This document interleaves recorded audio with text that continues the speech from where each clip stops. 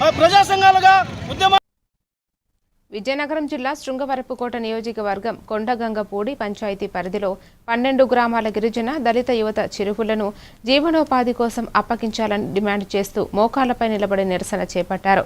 మా గ్రామం మా హక్కు అంటూ 7వ రోజు కూడా ఆందోళనకు కొనసాగారు. చేపల పెంపకం ద్వారా ఉపాధి కల్పించాలని, హక్కులు ఉన్న స్థానిక యువతకు చెరువులను అప్పగించాలని రైతు ఉద్యమ నేతలు డిమాండ్ చేశారు. మాకు అప్పగించే వరకు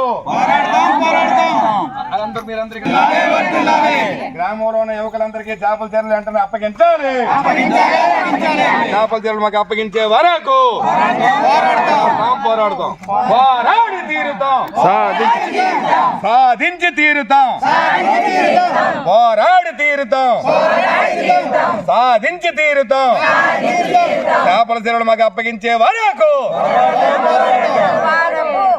మా చేపల చెరువులు మాకు అప్పగించే వరకు పోరాడి తీరుతాం.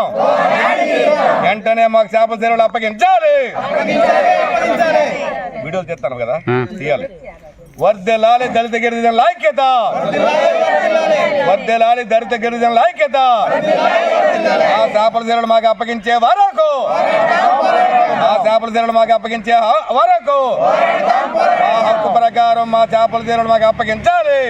చేపల చెరువులు వెంటనే మాకు అప్పగించాలి.